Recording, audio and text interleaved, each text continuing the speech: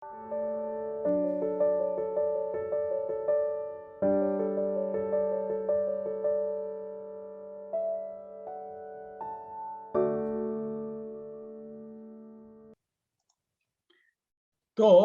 ये जो मैं लेक्चर दूंगा, ये लेक्चर का दो मेरा मकसद है।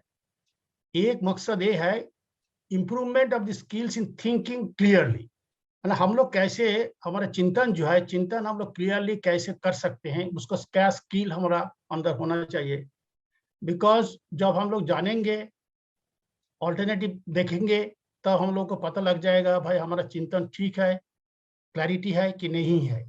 तो एक साइड से मोरल अवेयरनेस का मैं बात करूंगा, एक तारीख से मोरल इमेजिनेशंस का बात मैं करूंगा, और सेकंड मैं ये बात करूंगा to act morally desirable ways towards moral commitment और रिस्पॉन्सिबल कंडक्ट। मतलब हम लोग ना कभी कभी इरेस्पॉन्सिबल कंडक्ट कर लेते हैं, हमारा मोरल कमिटमेंट अलग हो जाती हैं, की होते हैं, किस लिए होती हैं, क्या दुविधा है। तो moral reasonableness, respect to persons, tolerance of diversity, and moral hope. मतलब moral hope, believe in using rational dialogue for resolving moral conflicts. तो ये जो है मैं इसमें थोड़ा सा आप लोगों से समय लूंगा, थोड़ा सा मेरा जो थोड़ा बहुत जो एक्सपीरियंस हुई है और थोड़ा बहुत जो मैंने इसमें लिखा है उसी बेसिस में मैं बात करना चाहूंगा। तो हम लोग ना सब मोरालिटी का बात करते हैं। मोरालिटी जब भी हम लोग बात करेंगे, ये वेलफेयर प्रिंसिपल्स है, और ये जो वेलफेयर प्रिंसिपल है वो कोई वाइज लोगों ने कुछ बता के गया है, जो ये नहीं, ये करो, ये करना चाहिए, सोसाइटी में होना चाहिए, वो होना चाहिए। जैसे सतीदाह प्रथा एक जमाने में था, वो मोरल था, स्वामी मर गया, पत्नी को जला दो उसका पायरे के साथ, ये मोरल वैल्यूज था। और एक नारी विधवा हो गया, उसको विवाह नहीं होना चाहिए, वो मोरल था। तो वो जो मॉरल कोई वाइज लोगों ने हम लोगों को बताया है, and but with time they are very much time and space, ये दोनों को अंदर डिपेंडेंसी है, एंड जियोग्राफिकल वेरिएशंस भी इसको है। नाउ ये क्या है, व्हाट और ought not to be done in a given situation, ये हम लोग को सिखाते हैं मोरालिटी, जो एक सिचुएशन में क्या करना चाहिए, क्या नहीं करना चाहिए, व्हाट इज राइट और wrong, or what is good or bad about the people, policies and ideas below. But again, these are the things, as I mentioned, a time and space dependent hai. Now, if I come back to the values, so a value is defined as a principle that promotes well-being or prevents harm. मतलब किस तरीके से हम लोग well-being लाए और harms को prevent करें, and कैसे guidelines हम लोग दें for success. So that actually dictates the values.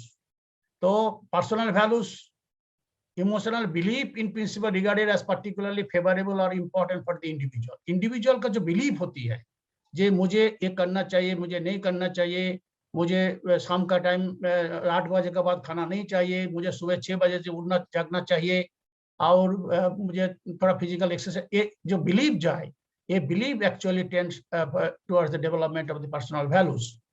Or human define their identity, choose their values and establish their beliefs.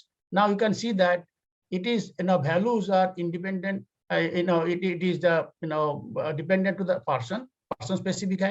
पहले जो morals का हम लोग बात कर रहे थे, morals space specific है, time specific है, time का साथ moral change हो जाती हैं, और values जो होता है individual identity के लिए वो values बनते हैं। तो एथिक्स कहां से आ जाता है, इस बीच में एथिक्स कहां आ जाती है?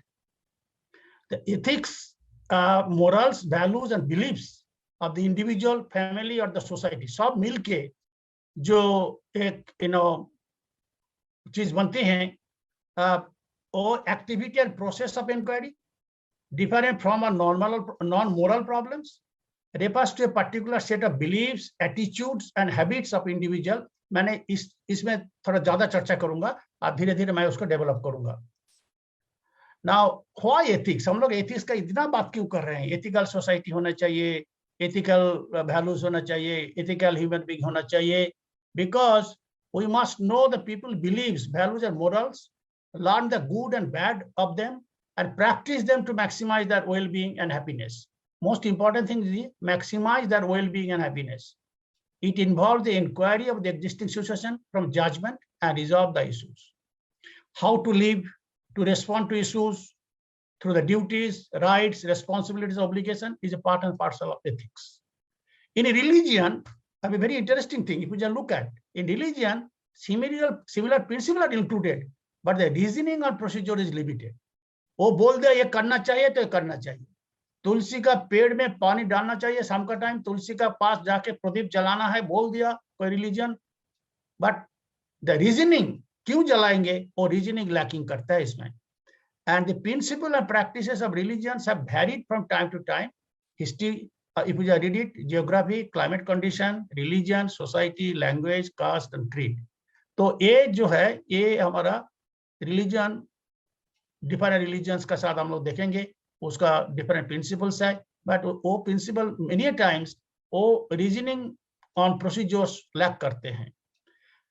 Ethics has grown to a large extent beyond these barriers. Ethics जो है ये with reasoning they come up with reasoning, they come with explanation, they come up with the right type of procedures. And ethics में क्या होता है, ये focus करता है study and apply the principle and practices universally. क्या principle and practice होना चाहिए ये इसको promote करता है. इसलिए ethics का आजकल जो important हो जाते हैं, आप लोगों को पता होगा जो academics के साथ associated है. अभी UGC ने क्या कर दिया, यूजीसी ने हर एक यूनिवर्सिटी को ये कंपलसरी कर दिया, चाहे वो रिसर्च स्टूडेंट हो, चाहे अंडर ग्रेजुएट स्टूडेंट्स हो, चाहे पोस्ट ग्रेजुएट स्टूडेंट्स हो, हर एक को एक एथिकल वैल्यूज का कोर्स होना चाहिए. 2 क्रेडिट का कोर्स एथिकल वैल्यूज का कोर्स उन्होंने चालू कर दिया. And every university has to teach, हर एक यूनिवर्सिटी को undergraduate postgraduate research में 2 क्रेडिट का कोर्स पढ़ाना कभी जरूरी कर दिया, क्योंकि without ethical sense, without ethical values the society can not do good for the larger community. Society cannot bring larger benefit to the mankind. So if we just look at the morality and comparisons, I've done comparisons morality with ethics. Now morality is more general and prescriptive based on customs and traditions. I think the examples I give you can relate कर सकते हैं. ये prescriptive है and more concerned with the results of wrong actions when done.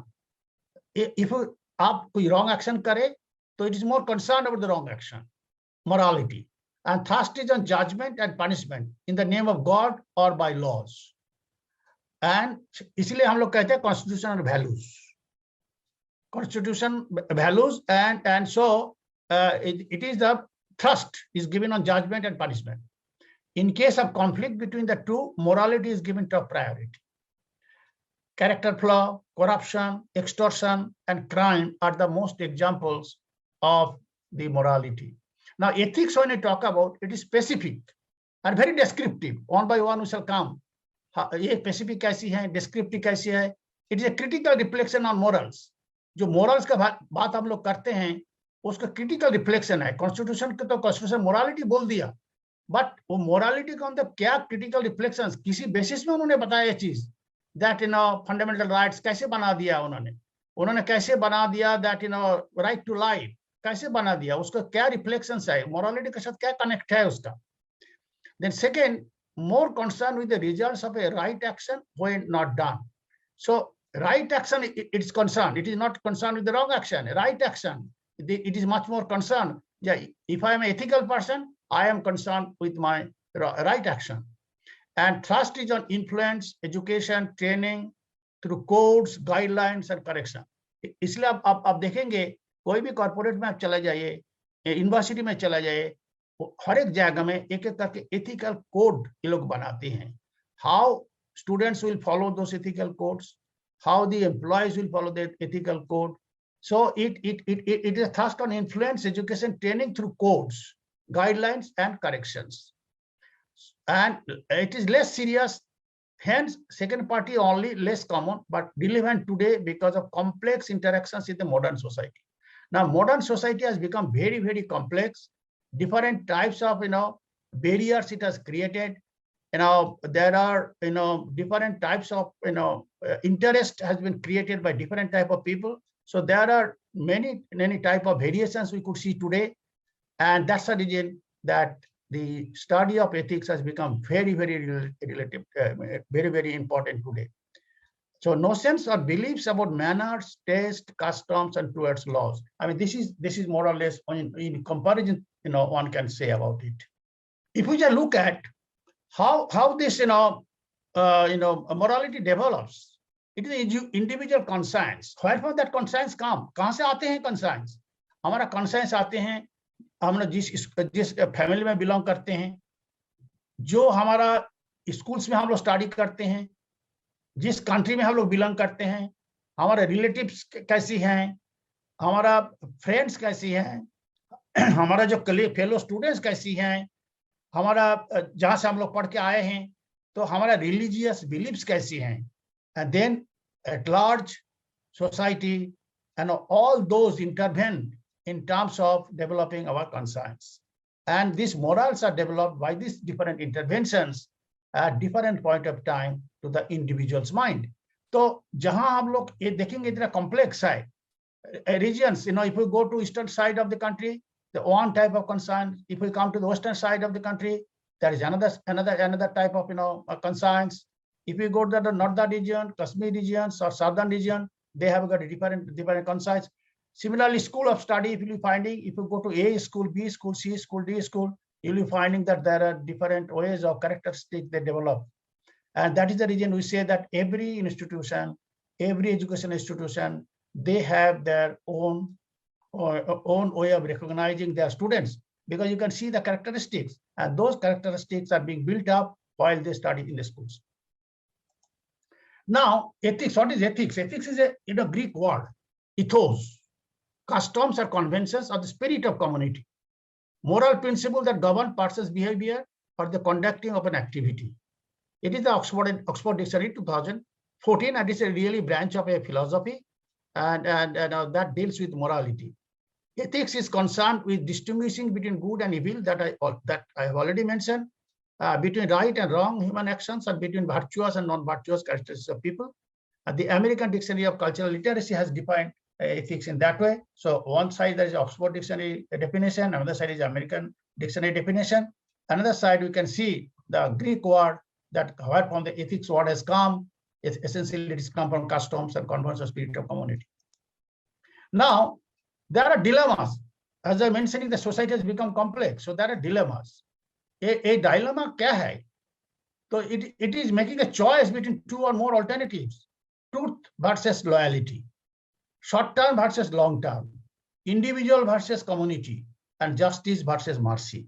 Now somebody has committed rape, and whether that person should be given a mercy, or that person should be hanged till the death, or somebody has murdered, or individual versus community. I as an individual, I have my own way of living. Now I may be totally misfit in the community, because community may have their own language, own way of living together. Then short term, I have a short term goal, because if I am appearing for the examination and then I am to get say 90%, 95%, 98%, my goal is like that. But for doing that, I may do any sorts of unethical means versus long term. Then in the long term, what I'm going to lose, what sort of things are going to happening to me, and the truth versus loyalty. So for example, we know that if I am working in an organization, then I'm to be loyal to the organizations.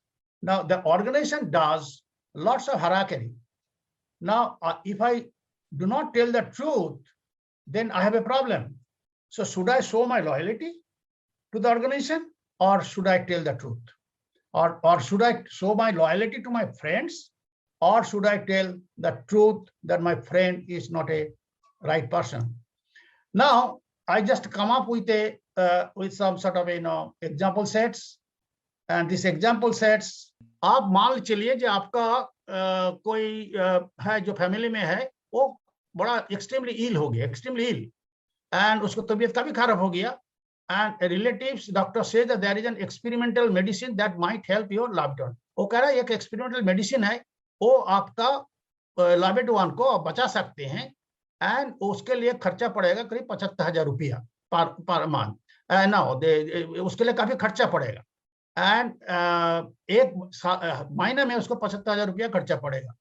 And health insurance जो है एक cost को cover नहीं करेगा।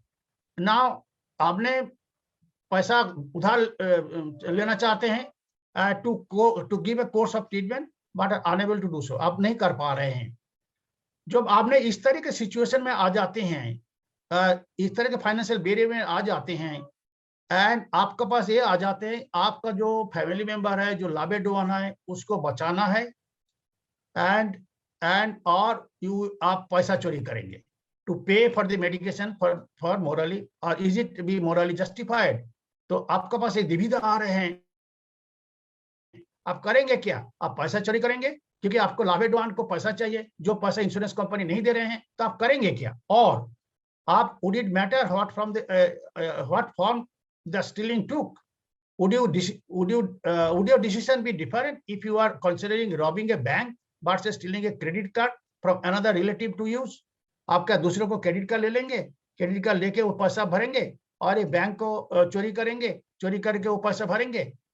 What about the pharmaceutical company? जो company जो है, company का जो है उसको are they ethical to charge so much for a medication that has a unique ability to potentially save people? जो एक लोग को बचा सकते हैं, उसको लिए इतना पैसा वो चार्ज करना जायज बनते हैं? What about your feeling towards the ethics in the insurance company refusal to cover the medication? Insurance company का क्या एथिक्स है जो आपने इंश्योरेंस कंपनी से जो इंश्योरेंस लिया था वो पैसा देने के लिए इनकार कर रहा है, तो उसको क्या एथिक्स है? तो ये सारी चीज हमारा मन पे आ जाते हैं व्हेन वी सी दैट हमारा कोई लाभेडोन है जिसको क्रिटिकली इल है, वो उसको दवाई देना जरूरी है, लेकिन हमारा जो आर्थिक समस्या वो हम लोग नहीं अफोर्ड कर सकते हैं, तो हम लोग करें क्या? हमारे पास चारा क्या है? When faced such a possibility of losing labedown simply due to lack of funds, आपके पास पैसा नहीं है, इसलिए आपको जो है बड़ा लाभेडोन जो है उसका आप खो बैठ रहे हैं। तो it is possible that someone who is ordinarily completely opposed to stealing might be able to rationalize such an action. They may see stealing to potentially save someone's life as morally justifiable, while stealing just for its own financial gain to be immoral. तो आप चोरी करेंगे तो एक immoral activity हो जाएगा, लेकिन आप एक लोगों को बचा रहे हैं, वो मोरल बन जाते हैं। Now this thing, while they might anger the person facing a moral dilemma, are beyond the individual's control. Individual के पास क्या चारा है? Now मैं एक दूसरा स्टोरी बताना चाहूंगा। 5 आदमी जो है एक रेलवे ट्रैक में किसी ने उसको टाई करके चला गया, बांध के चला गया। तो आप एक ट्रॉली ड्राइव कर रहे हैं और ट्रॉली के साथ कोई ब्रेक नहीं है, आप कभी ध्यान से सुनिए, एंड आप दूर से देख रहे हैं 5 आदमी जो है वो बंधा पड़ा हुआ है, and they are lying on the track, वो ट्रैक में पड़ा हुआ है, एंड आप एक ब्रिज के ऊपर से पास कर रहे हैं, और आपको बगल पे एक फैट मैन बैठे हैं ट्रॉली पे। तो आप एक सोच रहे हैं भाई मैं उसको फैट मैन को धक्का दूं तो वो हमारा ट्रैक को ब्लॉक कर देगा एंड मेरा ट्रॉली रुक जाएगी, एंड तो मैं 5 आदमी को बचा दूंगा। Now, few things this would be the right to do, क्योंकि आपने एक आदमी को मार रहे हैं at the cost of 5 persons. 5 आदमी को बचाने के लिए आप एक आदमी को मार रहे हैं intentionally. But others may think that you should not push the man, since if you do, you kill him deliberately and you use him merely as a means to the rescue of the fight. आप सिर्फ deliberately उसका push कर रहे हैं, आप 5 आदमी को बचाने के लिए एक आदमी को मार रहे हैं deliberately. Now another third story, I'm just now say for example, एक शहर में एक अच्छा ट्रांसप्लांट सर्जन है, वो ट्रांसप्लांट सर्जन है, उसके पास 5 पेशेंट है, तो किसी का हार्ट का प्रॉब्लम है, किसी का ब्रेन का प्रॉब्लम है, 2 आदमी लंग्स चाहिए एंड एक आदमी को लिवर चाहिए। तो अचानक देखा एक आपका पेशेंट है मिस्टर कुमार, उन्होंने आपके पास आया था कुछ लैब वर्क कराने के लिए, एंड आपने सोचा भाई इससे मैं 5 ऑर्गन ले लूं, लेकिन ये 5 आदमी को बचा दूं तो ये आदमी तो मरेगा, लेकिन कम से कम एज ए डॉक्टर मैंने 5 आदमी को बचा दूंगा। तो and I know there is no other available donors, कोई अलग से कोई डोनर्स है नहीं। तो यू आस्क मिस्टर कुमार, वो आप अनुमति देंगे जो उसको मार के जो उसको जो 5 ऑर्गन है वो 5 ऑर्गन को मैं लूंगा, लेके इसको 5 आदमी को बचाऊंगा। But you they realise that Kumar Kumar जो पेशेंट जो आया था वो परमिशन नहीं दे रहे हैं। एंड व्हाट यू डिड, आपने उसको सब माइनर सर्जरी का नाम पे लेके गया एंड जिसके लिए वो कंसेंट किया था, एंड उसको आपने ऑपरेशन करके 5 ऑर्गन निकाल के 5 आदमी को बचा दिया। तो question is coming, is it permissible for you to do so और not? This is the dilemma. ये डायलेमा हमारा जिंदगी में चलता है। वहां 5 आदमी को बचाने के लिए 1 आदमी को मार रहे हैं ट्रॉली में जो जा रहे हैं, यहाँ अपने 5 आदमी को बचाने के लिए 1 आदमी को डिलीवरेटली मार रहे हैं। मार के आप करना क्या चाहिए? What is to be done?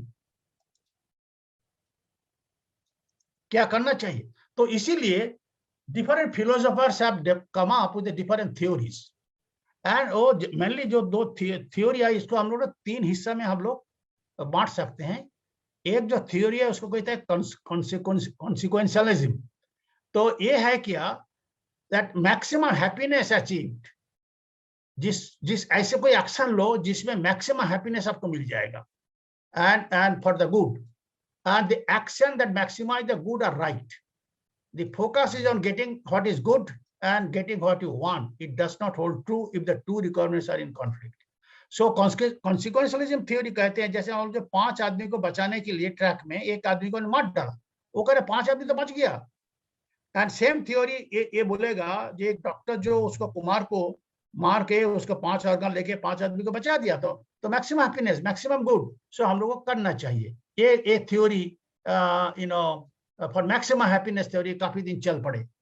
Then डियोंटोलॉजी theory आ गया, वो कहते हैं भाई right action perform the state of affair that led to the right actions are good, while the fact that action was done in accordance with the set of rules is right.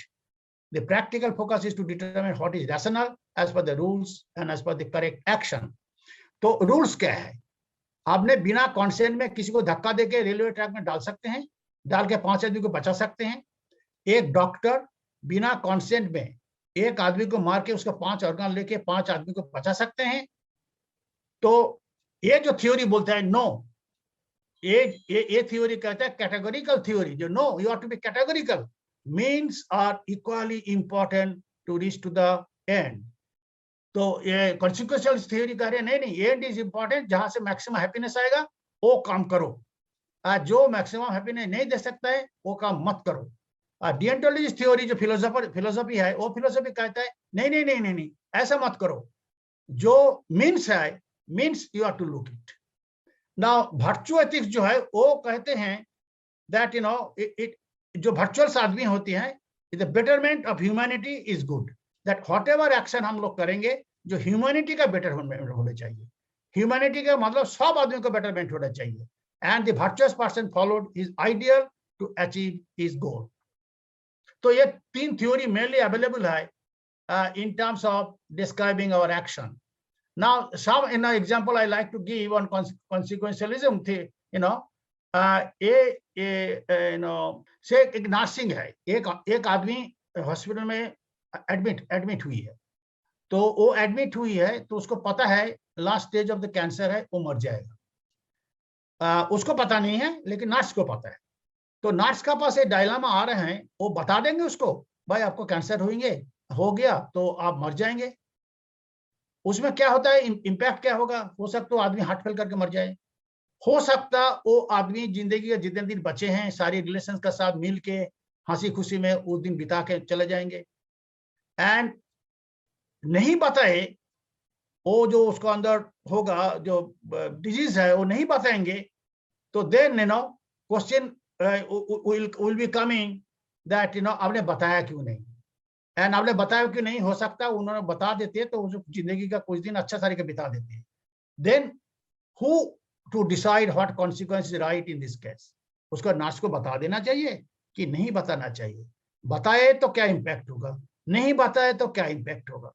ना ये opinion जो है ये person to person very कर सकते हैं, but आपने neutral perspective से आपने उसको देखे that it is better to tell him the truth, it truth को बोल देना चाहिए। एंड ये ट्रूथ बोलने से उस आदमी को, उसको फैमिली के लिए, लार्जर हैप्पीनेस के लिए ये सही रहेगा, बिकॉज वो फैमिली मेंबर भी तैयार हो जाएगा और वो भी जिंदगी का जितना दिन बचे हैं फैमिली मेंबर से बिता सकते हैं, and then he will have a chance to say good bye to do the things he had not done so far. तो एक जो है ये एग्जांपल है कॉन्सिक्वेंस थ्योरी का। नाउ अनदर एग्जांपल मैं देना चाहूंगा in terms of the deontologist theory. Now a man has saved enough money to buy a house. एक आदमी जिंदगी भर कमा के एक मकान खरीदने के लिए जा रहा है उसका फैमिली का मंगल के लिए। अनफॉर्चुनेटली क्या होगा, उसको लड़का जो है, एक ही लड़का, वो एक्सीडेंट हुई है, तो वो क्या करेगा, वो क्या पैसा जितने मकान के लिए रखा था वो पैसा उसको लिए ट्रीटमेंट के लिए खर्चा करेगा to save the son's life. The best and right action would be to save his son, for if his son is safe and sound, he will be mentally happy and relieved to earn more money and plan to better future for his happy.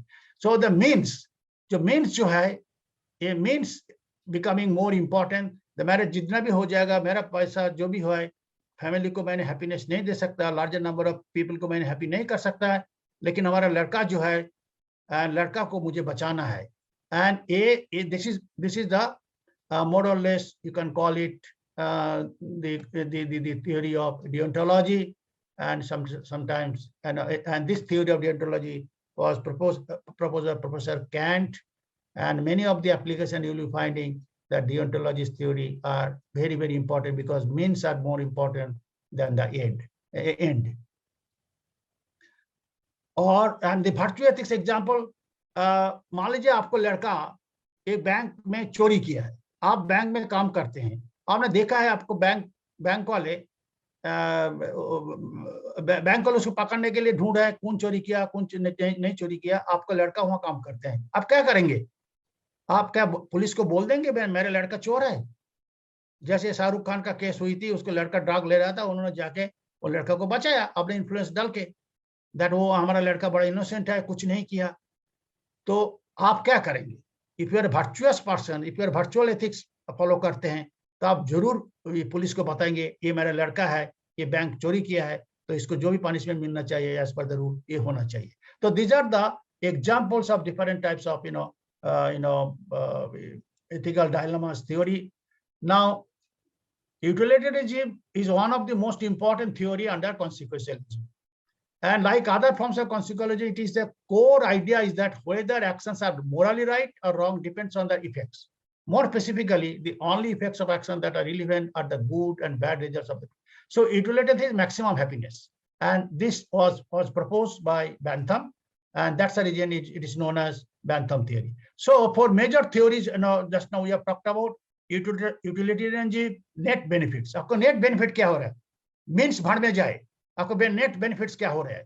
Rights, हमारा entitlement क्या है? I shall talk more about entitlement than anything else. Justice, am I getting a fair justice? मुझे fair justice मिल रहा है कि नहीं मिल रहा है? And egoism, self-interest. So self-interest is also many times it has been seen it is creating a problem. Now, ये जो ethical theory one जो है Jeremy Bentham ने propose किया था, and maximum positive outcomes, and इसमें ये भी बोला जाता है greater happiness दे सकते थे, इसको follow करो तो ends becomes more important, and it is one's pleasure and pain only count as much as any other person's affected. तो ये theory जो है, ये theory थोड़ा बहुत हम लोगों को justify करते हैं, but दूसरा theory इसको काटते हैं. Say for example, assessing the effects of pollutant discharge from a factory on the immediate surrounding environment and those downstream or downwind from the factory. Now, इसमें क्या होती है, ये factory का production आपके लिए important है, क्योंकि maximum goods and services आप produce कर रहे हैं, लेकिन जो goods and services आप produce कर रहे हैं, आप pollutant discharge कर रहे हैं, नदी पे जा रहे हैं, नाला पे जा रहे हैं, तो surrounding environment का spoil कर रहे हैं, तो आप क्या करेंगे? आपका pollutant को नदी में नाला में डिस्चार्ज करेंगे, तो आप क्या नहीं कर पाएंगे, तो क्या फैक्ट्री बंद कर देंगे? आपको क्या करना चाहिए? And it is the thought process all the time goes, and these are two form acts. Act is it asks person to assess the effects of all actions, and then second, it compares act to rules, does not accept an action as right if it maximizes net benefit. So they don't talk about any right unless until it maximizes. ये maximize नहीं करे उसको मानते ही नहीं है. Say for example, lying is always wrong, but thou shall not lie. So lying is always wrong. That means हम लोग झूठ नहीं कहेंगे. तो ये जो एक डायलेमा आ जाती है. Now limitations इसमें होता है hard to use in difficult to quantify situation, does not include rights and justice. So for example, कुछ डॉक्टर ने मिलके एक एक्सपेरिमेंट करना चाहते जैसे कोरोना का टाइम हुई थी एंड मोस्ट ऑफ देम जिसके ऊपर एक्सपेरिमेंट किया गया था वो मर सकते हैं. तो question is coming, would it be worth if they could find a cure for a disease that would relieve the sufferings of millions of people? Now, utilitarianism would give the approval of such because it produces the greatest good for the greatest number of people. तो आपने vaccine के लिए आपने experiment कर रहे हैं और उसमें कुछ लोग मर रहे हैं. तो question is coming, dilemma is coming, भाई मैं उसको एक्सपेरिमेंट का चालू रखूंगा क्योंकि मेरा एक्सपेरिमेंट सक्सेसफुल हो गया तो इसमें मेरा मिलियन से लोगों का मंगल हो जाएगा. तो ये मंगल करना चाहिए at the cost of few people for the maximum. ये है यूटिलाइजेशन थ्योरी का एग्जांपल. नाउ जस्टिस का जो है, जस्टिस का हम लोग अब जानते हैं, and it is the just results of action override utilitarian results. So whenever we talk about justice, so justice means based on rules, policies and laws. And a policy follow करते हैं, इसको maximum good और minimum good का minimum benefit के लिए बात नहीं करते हैं, ये बात करते हैं rules, policies and laws.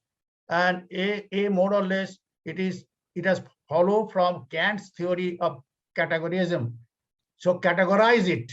That no, the means are important. If you do not follow the means, तो आप ethical नहीं है, आप काम अच्छा नहीं माना जाएगा. And similarly rights, हम लोग legal rights की बात करते हैं, moral rights की बात करते हैं. It defined by a system of laws based on the ethical standards. So rights का examples, legal rights, moral rights के example मैंने कुछ cite किए हैं. And then राइट्स का भी कुछ बात किया मैंने. एथिकल थ्योरी फॉर इगोइज्म, इसको मैं थोड़ा सा बात करना चाहूंगा. इट्स एन इंपॉर्टेंट वेरिएशन है. Should the person look simply to self interest और टू एनलाइटन और rational self interest. Conception of rational self interest is basic component of capitalistic economy and business model. तो आप जितना भी आप capitalistic economy देख रहे हैं, बिजनेस मॉडल आप देखेंगे तो ये एक्चुअली ये रैशनल सेल्फ इंटरेस्ट के लिए बात करते हैं. और ये भी एक they justify it through that own economic theory. So there are individual ethical egoism and there are universal ethical egoism. Now objection to hai isme does not resolve conflicts in people's interest. One party would always have the pursuit of his or own interest blocked. Now these are the four theories that I have already talked about. Now you can see that moral reasonings, individual view, utilitarian view, justice view, moral rights view. In एक करके मैंने सारी चीज explain किया है. And then this is the dilemma that do you like to go with your friends whatever they do it, or do you follow the school code of conduct? That is, school means here in the sense school, we say the school means where the learning goes. The society can be a school, our NGO can be a school. So should we follow the school code of conduct or should we go for the friendship? And this is the dilemma. So what kind of response is right? Then a utilitarian view is right, or some may be less willing to make this kind of distinction and claim that the crucial question is what sort of people we should be. And so that one test that I thought that everyone should take this test for 1 minute. I just read those questions. Do you know what your views on morality are? Do you think morality is relative? Whatever your views are, you should at least be consistent. Test the consistency of your beliefs. Everyone has the right to do what they want as long as they do not harm other people. Right or wrong, it is agreed. Yes, everyone has the right to do what they want as long as they do not harm. Similarly, what is morally right or wrong is relative to a perspective. Agreed. Third, we should always respect other people's point of view. Agreed. An action can be right in some situation but wrong in other situation. Agreed. It is wrong to torture an innocent babies just for fun. Agreed.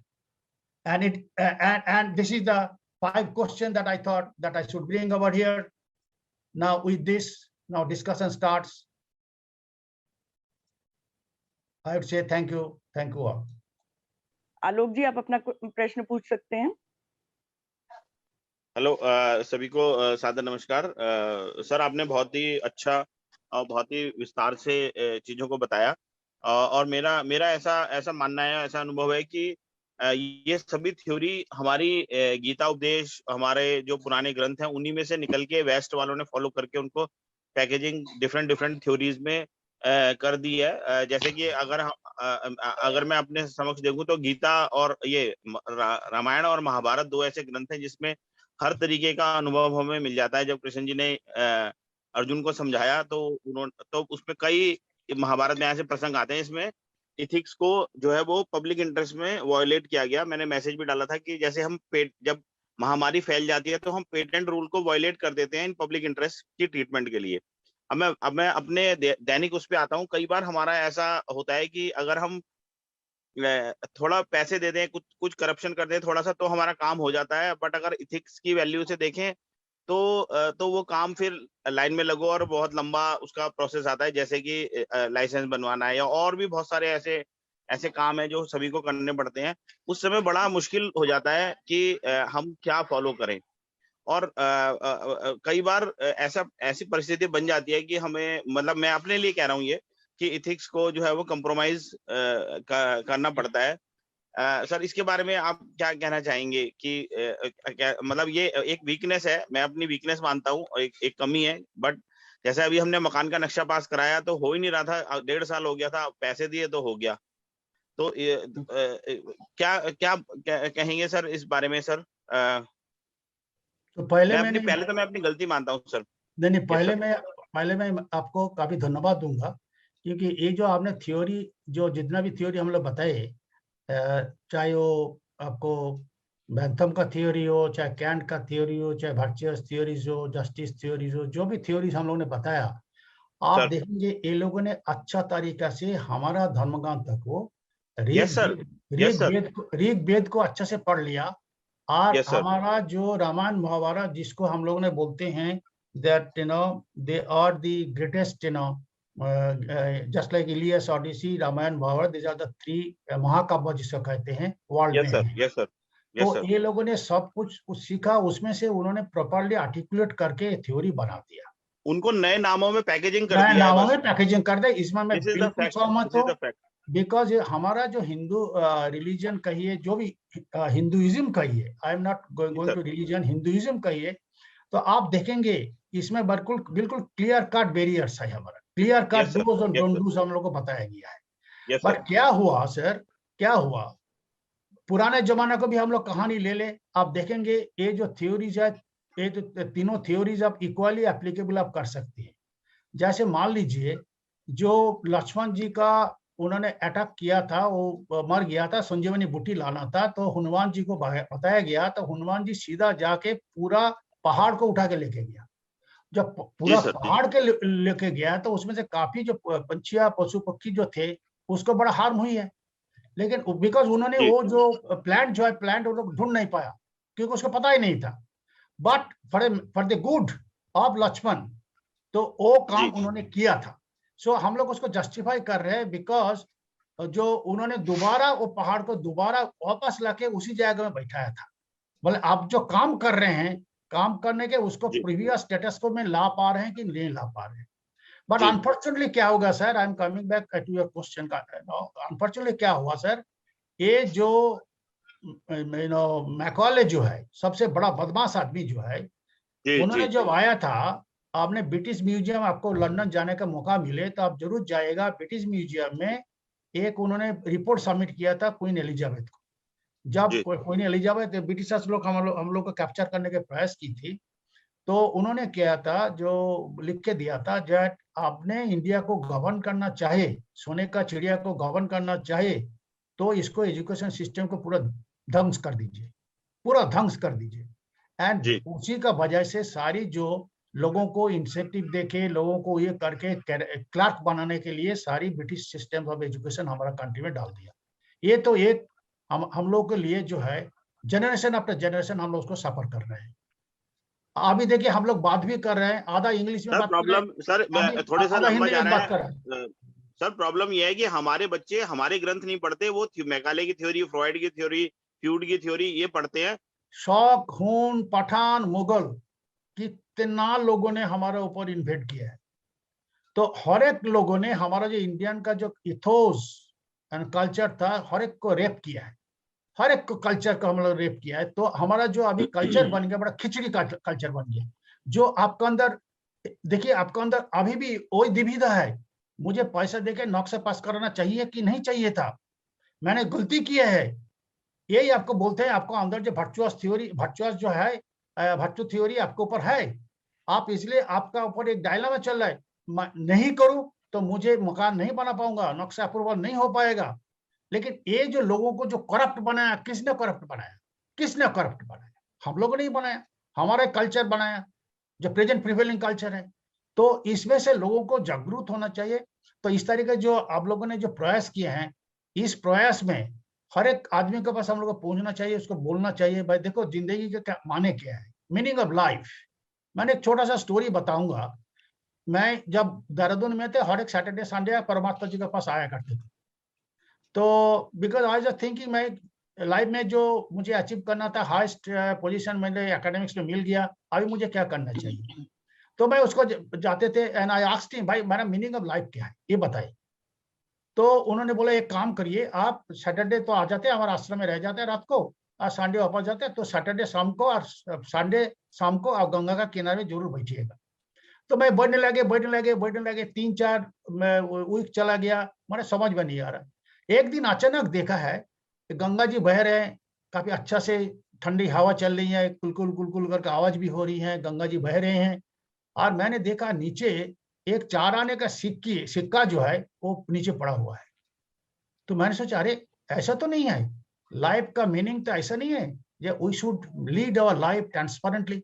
हमारे को पानी का माफी जो शुद्ध पानी होते हैं जैसे ट्रांसपेरेंट होता है, हमारी जिंदगी भी ट्रांसपेरेंट होना चाहिए।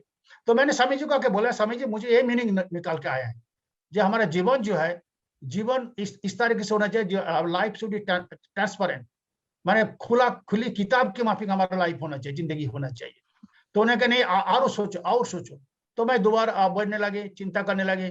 तो मैंने तब रियलाइजेशन, अरे भाई गंगा जी बह रहे हैं, कहाँ यहाँ से गंगोत्री से निकाल के चारों तरफ होते हुए जाके सागर में मिल जाते हैं। इसमें से कितना पशु पंछी, वाटर लेवल का जो सराउंडिंग्स है, एग्रीकल्चर में कितना तरीके से मदद कर रहे हैं और कितना लोगों को जिंदगी दे रहे हैं।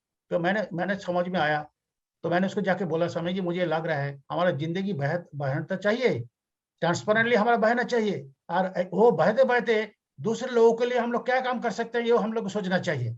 जो मेरा काम होगा वो दूसरे के भलाई के लिए होना चाहिए। तो बोले और भी सोचो, और भी सोचो। तो मैंने देखा, सोचने लगे, भाई ये जो गंगा जी जो है, गंगा जी जो बहता है, इसका अंदर हम लोग कितना टॉर्चर करते हैं, सारी पानी गंदा करते हैं, पॉल्यूशन आप लोग छोड़ देते हैं। लेकिन गंगा जी का पानी जो है, आप कोई जार पे ले लीजिए, जार के अंदर रख लीजिए, वो कभी खराब नहीं होती है। वो आप 1 साल रखिए, 2 साल रखिए, ऐसे नॉर्मल टैप वाटर लेके रखिए, देखिए वो खराब हो जाता है। तो मैंने सोचा, अरे आप बहो, आपको अंदर पॉल्यूशन आएगा, लेकिन आपको अंदर वो कैपेबिलिटी होना चाहिए जो आपको पॉल्यूशन से आपको टच नहीं कर पाए। तो मैंने जब बोला, भाई ये है एक थोड़ा सा, एक आपको मुझे मेरा समझ में आ रहा है आपने क्या बोलना चाहते हैं। मैंने कहा सर, जिंदगी को ट्रांसपेरेंट होना चाहिए, जिंदगी का फ्लो होना चाहिए, क्योंकि हम लोग स्टैग्नेट नहीं रह सकते, फ्लो होना चाहिए जिंदगी में। और फ्लो का साथ साथ हम लोग ऐसे करे जो दूसरे को भलाई हो, दूसरे का अच्छा काम करे दूसरे के लिए, एंड कोई पॉल्यूशन हमारा जिंदगी के अंदर ना घुस पाए। ये मेरा रियलाइजेशन, मैंने सोचा ये स्टोरी आपको बता दे, so that may be totally relevant in this context. नमस्कार। नमस्कार। एथिकल डायलामा से गुजर रहा हूं, मैं शिक्षा विभाग में हूं। हमें कुछ स्कूल्स, प्राइवेट स्कूल्स को रिकॉग्निशन देने की प्रोसेस से गुजरते हैं हम लोग कि उनको उनका रिन्यूअल करना पड़ता है टाइम टू टाइम। उसमें हम कुछ प्राइवेट स्कूल्स में जाते हैं और उनकी इंफ्रास्ट्रक्चर और उसके फैसिलिटीज अवेलेबिलिटी के आधार पे उनको हम जो है रिन्यूअल करते हैं। तो अभी हम कुछ स्कूल्स जब देखने गए तो देखा कि वो वहां पर जो इंफ्रास्ट्रक्चर है वो उतना अप टू द मार्क नहीं है, लेकिन वो स्कूल रन कर रहे हैं, वहां पर स्टाफ है, वहां पर बच्चे पढ़ रहे हैं। अब प्रश्न ये है कि अगर वो up to the mark infrastructure नहीं है तो हमें उनकी जो रिकॉग्निशन है उसको अकॉर्डिंग टू लॉ कैंसिल करना चाहिए। जब हमने ऐसा करने का कोशिश किया तो उनका स्टाफ, उनके फोन आए कि साहब हम लोगों की नौकरियां चली जाएंगी, बच्चे कहाँ जाएंगे। अब अगर हम उसको अप्रूवल देते हैं तो दूसरी तरफ से ये प्रश्न उठता है कि क्या हमने कहीं करप्शन में इन्वॉल्व तो नहीं हो गए। तो मुझे अब क्या करना चाहिए कि उतने सारे स्टाफ और उन बच्चों के भविष्य को लेके कुछ निर्णय करना चाहिए, या जो नियम कहता है उस नियम के तहत मुझे जो है उस स्कूल का रिकॉग्निशन कैंसिल करना चाहिए। तो मैं इस डायलामा में जो है इसे गुजर रहा हूं, तो आप सर कुछ मार्गदर्शन दे पाए। मैंने देखिए जो एथिकल थ्योरीज जो है हमने 3-4 हिस्सा से मैंने बांटे हैं एथिकल थ्योरी 3-4। तो उसमें देखिए मैक्सिमम गुड का जो यूटिलिटेरियन थ्योरी जो है ये बताया गया था। तो मैक्सिमम गुड के लिए लोग बात करते हैं, वो एंड का बात करते हैं, मीन्स का बात नहीं करते हैं। तो इसमें मैंने एक ही चीज मैं बता सकता हूं, जो रूल जो बनाया गया, if the rule does not justify for the maximum good, you change the rule। ऐसा तो नहीं है जो रूल बनाया गया और रूल का अंदर ऐसा नहीं है जो आपको जो मेन ऑब्जेक्टिव है जो शिक्षा देना, टीचर्स आके पढ़ाए, शिक्षा देने हैं और उसको लिए क्लासरूम चाहिए। और इवन आप शांति निकेतन में चला जाइए, वहाँ क्लासरूम का कोई जरूरत नहीं था, वो सब पेड़ का नीचे बैठ के पढ़ते थे। तो हम लोग ने जो रूल बनाते हैं भाई इतना क्लासरूम होना चाहिए, इतना लाइब्रेरी होना चाहिए, इतना मेजरमेंट होना चाहिए, ये चीज को हम लोग ने क्वेश्चन करने का समय आ गया। ऑन द अदर हैंड मुझे तो ये विचार है कि हम लोग को ये क्वेश्चन करना चाहिए भाई यहाँ पढ़ाई कैसे चल रहा है, यहाँ का जो बच्चे जो है ये बच्चे पास होके कहाँ जा रहे हैं, ये बच्चा जो है जो रिजल्ट्स हो रहे हैं 12 क्लास का 10 क्लास का जो रिजल्ट्स हो, स्टेट बोर्ड हो सीबीएसई बोर्ड हो, इसमें ये बच्चा कैसे रिजल्ट कर रहे हैं। तो ये वो हम लोग दिमाग में आ जाए, then other things will follow,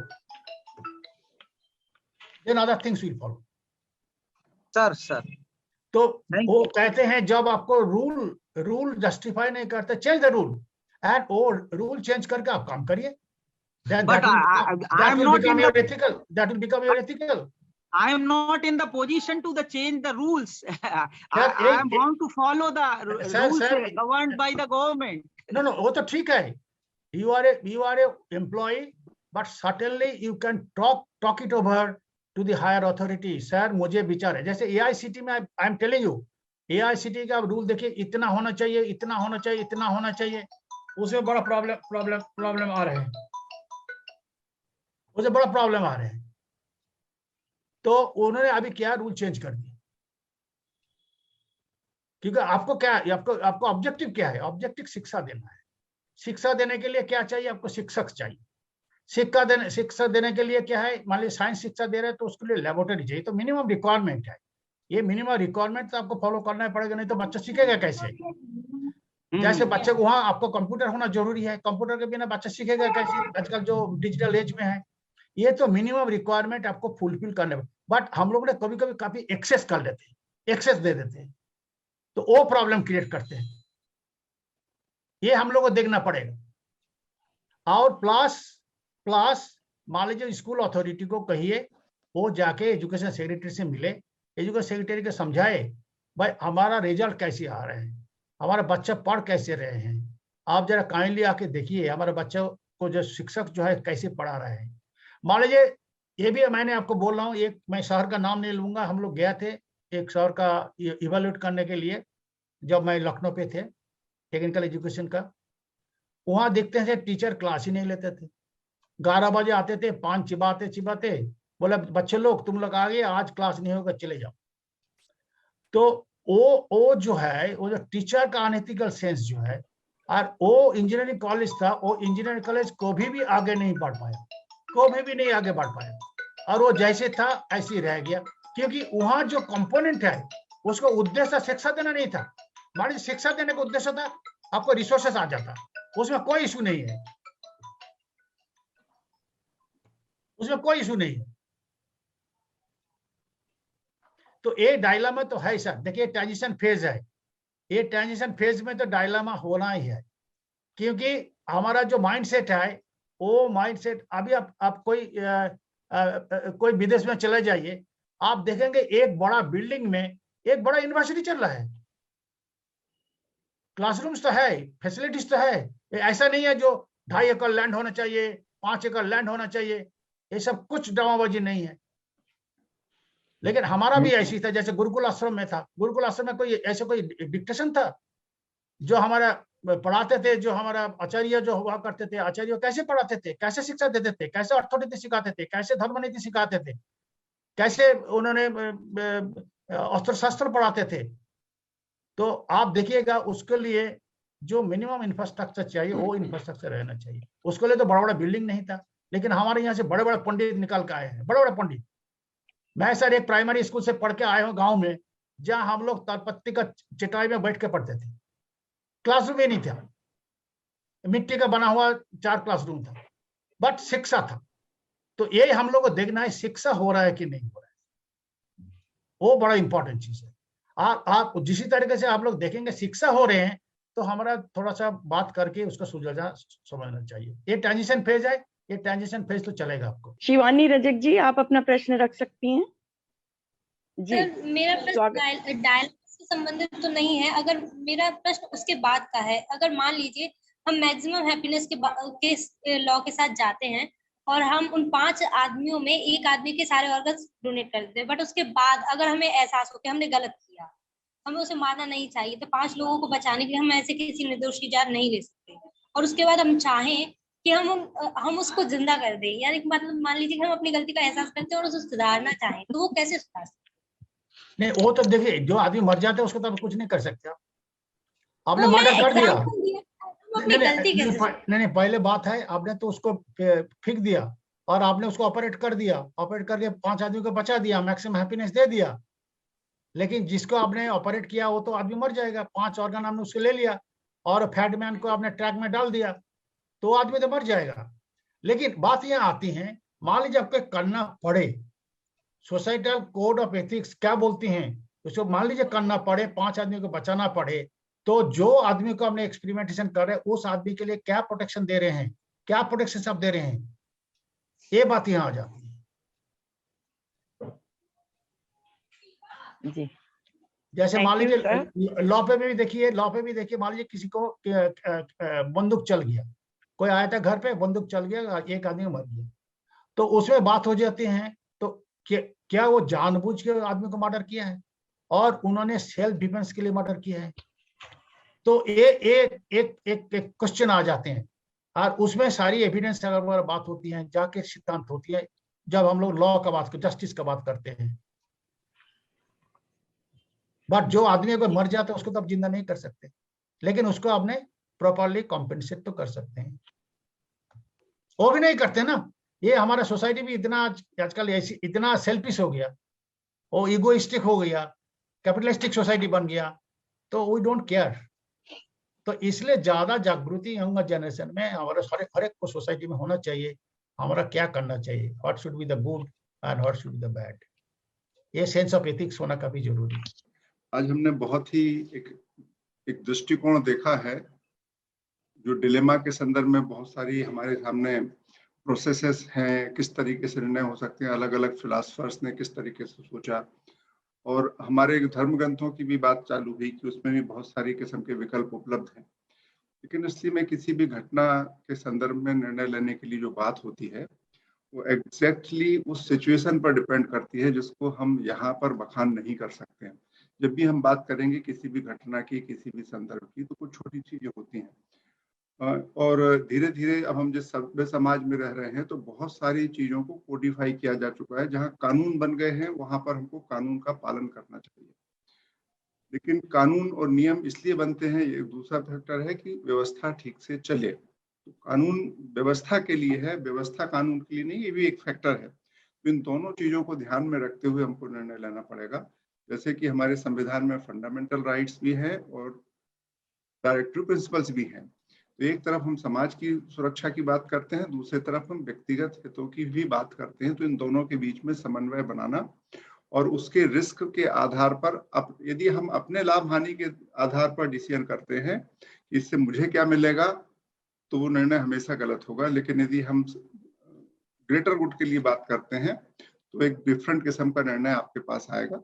उसकी कभी कभी आपको कीमत भी चुकाना पड़ सकती है। ये बड़ा इंपॉर्टेंट पहलू है, इस पर हम विचार करेंगे। और इस तरीके की बहुत सारी बातें आज हमको हमारे अतिथि विद्वान ने हम सबके सामने रखी हैं।